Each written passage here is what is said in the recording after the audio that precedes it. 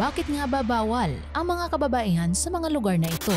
Ang Mount Athos sa Greece ay isang monastic republic o pamayanang pinamumunuan ng mga monghe na may sariling pamahalaan at religious rules na tila bagang may bansa sa loob ng bansa. Binubuo ito ng 20 monasteryo ng Orthodox Christianity. 17 nito ay nasa ilalim ng pamamahala ng mga Griego habang ang natitirang 3 ay pinamumunuan ng mga Russian at Bulgarian Brotherhoods. Nakabisita na nga dito si Russian President Vladimir Putin. Ang lugar ay isang sacred site ng Greek Orthodox simula pa noong 11th century.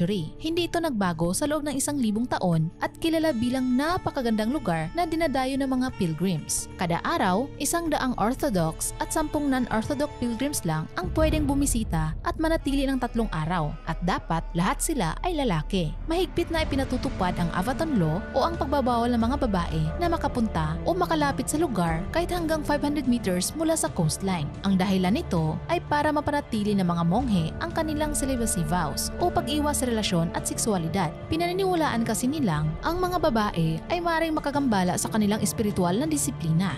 Hindi lang tao ang bawal, kundi pati mga babaeng hayop maliban sa pusa dahil nakakatulong umano ito sa pagkontrol ng mga daga. Isa pa, ang buong peninsula ay inialay sa Virgin Mary at siya lamang ang tanging babaeng pinaniniwalaang nakalakad doon. Ang mga sports arena sa Iran ay may mga patakaran na talagang kakaiba, lalo na pagdating sa mga soccer games. Kahit na may mga pagbabago nitong mga nakaraang taon, karamihan sa mga babae ay hindi pa rin pinapayagang manood ng mga laro sa malalaking stadium sa bansa. Nagsimula ang pagbabawal ng mga babae noong 1979 pagkatapos ng Iranian Revolution kung saan naging religious theocracy ang pamahalaan. Ang rason nila, bawal daw ang paghahalo ng lalaki at babae at baka makakita ang mga babae na mga asal na bastos o ng mga lalaking naka-shorts na itinuturing nilang hindi angkop. Noong 2019, isang babae na nagngangalang Sahar Khodayari, kilala bilang Blue Girl dahil sa kulay ng paborito niyang team, ang naaresto matapos niyang tangkain pumasok sa stadium. Pagkatapos niyang makalaya, sinilaban niya ang sarili sa harap ng korte. Dahil sa matinding protesta at international pressure, nagsimulang payagan ng Iran ang ilang babae na makapasok sa mga stadium. Pero para sa marami, walang saysay ito dahil napakakaunti lamang ng tickets na ibinibigay para sa kanila. Akala mo ba sa US patas ang lahat? Alam mo ba na may mga lugar doon kung saan bawal pumasok ang mga babae kahit ngayong modernong panahon na? Sa Bethesda, Maryland, matatagpuan ang Burning Tree Golf Club, isang exclusive na golf club na hanggang ngayon hindi tumatanggap ng babae bilang miyembro. Sobrang dedicated sila sa policy na ito. Wala man lang silang women's bathroom. Pinapayagan lang nila ang mga babae pumasok 1 beses sa isang taon tuwing December sa loob ng 3 oras para makabili ng regalo para sa asawa nila sa club shop. Legal ito kasi private club sila, kaya hindi sakop ng public anti-discrimination laws. Pero dahil dito, nagbabayad sila ng dagdag ng $150,000 sa tax kada taon bilang penalty.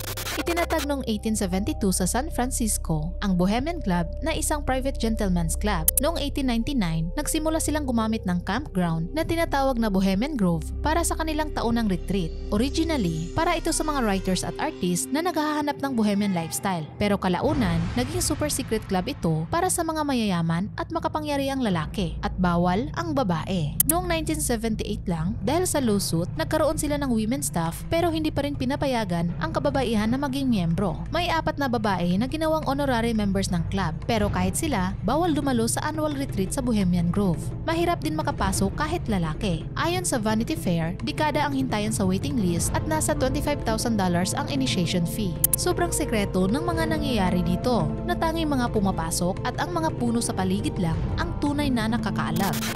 Hindi na nakapagtataka na karamihan sa mga lugar na bawal ang babae ay dahil sa panrelihiyong paniniwala tulad na lang ng Lord Kartikeya Temple sa Pushkar District, India. Hindi nito direktang ipinagbabawal ang babae pero sinasabihan sila na mawawala sila sa swerte o makikurse kung papasok sila.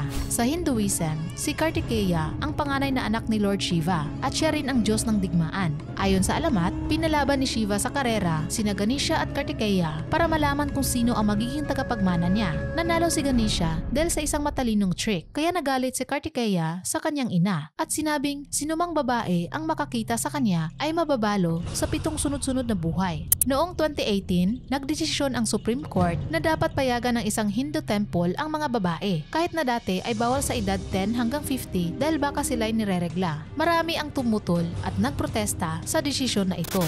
Ang Mount Umene ay isang banal na bundok na matatagpuan sa Nara Prefecture, Japan, at ito ay bahagi ng tradisyon ng Shugendo, isang relihiyosong disiplina sa Japan na nakatuon sa mahigpit na pagsasanay at pamumuhay ng mga ascetic o monghe sa kabundukan. Ipinagbabawal dito ang pag-akyat ng mga kababaihan at sa ilang sagradong bahagi nito bilang paraan ng pagpapanatili ng kabanalan ng lugar. Naniniwala ang mga tagasunod ng Shugendo na ang presensya ng mga babae ay maaaring makasira sa espiritual na kalinisan ng bundok. Hanggang ngayon, nananatili pa rin ang pagbabawal na ito sa kabila ng mga panawagan para sa pagkakapantay-pantay. Ang Extreme Phaser Water Slide ay isang water slide na matatagpuan sa Galaxy Water Slide World sa Bavaria, Germany. Hindi pinapayagan ang mga babae na sumubok ng ride na ito mula pa noong 2012 matapos magreklamo ang ilang kababaihan ng tinatawag na intimate injuries o maselang mga pinsala sa kanilang ari habang bumababa sa slide na umaabot ng 45 miles per hour ang bilis. Hindi maipaliwanag ng mga doktor o ng mga eksperto sa medisina kung bakit tanging ang mga babae lang ang naaapektuhan ng ganitong klaseng pinsala. Bagamat sinabi ng park na magde-develop sila ng special bodysuit para ligtas na makagamit ang mga babae, ang kanilang website ay nagsasaad pa rin hanggang ngayon na para lang sa kalalakihan ang Extreme Phaser Water Slide. Ang Okinoshima Island sa Japan ay isang banal na isla na tanging mga lalaki lang ang pinapayagang makapasok. Mayroon itong sagradong dambana para sa diyosa ng dagat na itinayo pa noong ika-17 siglo upang magsagawa ng mga ritual para sa kaligtasan ng mga barko. Ang mga Shinto priest lamang ang regular na pinapayagang pumunta rito, habang isang beses kada taon pinapayagan ang 200 kalalakihan na bumisita upang magbigay pugay sa mga nasawing sundalong Hapones noong digmaan laban sa Russia noong 1905. Bago sila makapasok, kailangan muna nilang hubarin ang lahat ng damit, dumaan sa isang purification ritual at hindi maaaring mag-uwi ng kahit na ano mula sa isla, kahit maliliit na bato. Higit pa rito, ipinagbabawal nilang ikwento ang anumang karanasan nila sa isla, kaya ito'y tinatawag ding Island of Mystery. Bawal sa kababaihan ang isla, at habang walang opisyal na paliwanag, isang paniniwala sa relihiyong Shinto ay tinuturing na marumi ang dugo, kabilang ang menstrual blood. May nagsasabi rin na layunin ng pagbabawal na protektahan ang kababaihan mula sa panganib ng dagat. Bago tayo magpatuloy, i-like mo muna ang videong ito. Baka makalimutan mo eh.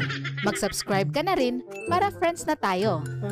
Sa isla ng Grand Comore sa bansang Comoros sa silangang baybayin ng Africa, matatagpuan ang Mlimaji Beach, isang dalampasigan na simula pa noong 2012 ay para lamang sa kalalakihan.